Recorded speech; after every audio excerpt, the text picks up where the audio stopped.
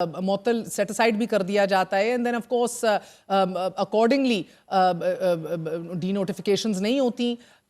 मगर यहाँ सियासी केसेस भी इनको करार दिया जाता रहा है, सबूत भी इतने मजबूत नहीं दिखाई देते। 9 मई से मुतल्लिक केसेस में कहा जा रहा है कि सबूत मौजूद हैं। क्या हाई कोर्ट्स कायल हो जाएंगी?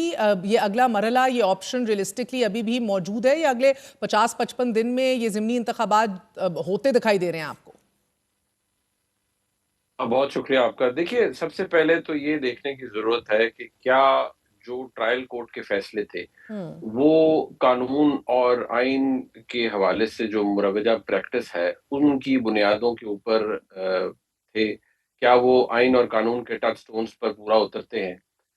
गुज़ारिश ये है कि जब आप एटीए के तहत, इंसदाद दहशतगर्दी के कानून के तहत या फौजदारी कानून के तहत किसी को सज़ा देते हैं, तो वो व्हिम्स और विशेस पर तो नहीं दी जा सकती। 9 मई बहरहाल एक बहुत बुरा दिन था पाकिस्तान की तारीख में, लेकिन आपने जहाँ प्रूफ देना होता है, वो बियॉन्ड रीज़नेबल डाउट एस्टेब्लिश करना होता है। अब जो 2 केसेस को मैं जो डिसीजंस देख पाया हूँ, जो पढ़ पाया हूँ, मुझे लगता है कि उसमें कुछ चीज़ें शायद ओवर स्ट्रेच भी की गई हैं या कानूनी बुनियादों पर वो मुकम्मल तौर पर पूरा नहीं उतरती। आइडियली तो ये होता है कि जब ट्रायल कोर्ट के फैसले आते हैं, उनमें बहुत से सुकून होते हैं।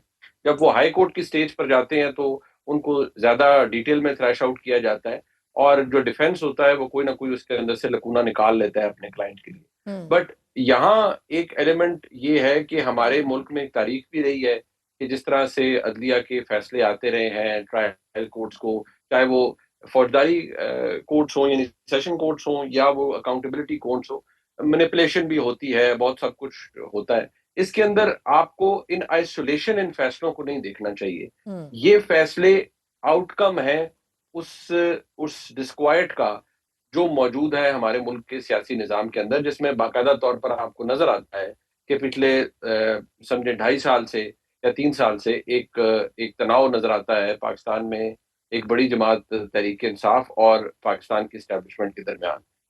अनफॉर्चुनेट पार्ट इज़ कि उसमें कुछ तब्दील नहीं हुआ सो आप इसको कनेक्ट और कर रहे हैं with the political heat of the system right now, यानी कि of without course, without of course. Detail. Because मैं आज ये पढ़ रही थी, चीफ इलेक्शन कमिश्नर ने तो कहा तफसीली फैसला आ गया, और गो के वकील सफाई ने ये बार बार कहने की कोशिश की कि हमारी अपील परसों सेट है, मगर फिर भी नहीं वक्त दिया गया। फिल फॉर फैसले दे दिए गए, सीटें खाली करार दे दी गई और ज़िमनी इलेक्शन का नहीं कह देखिए, हाँ। वो तो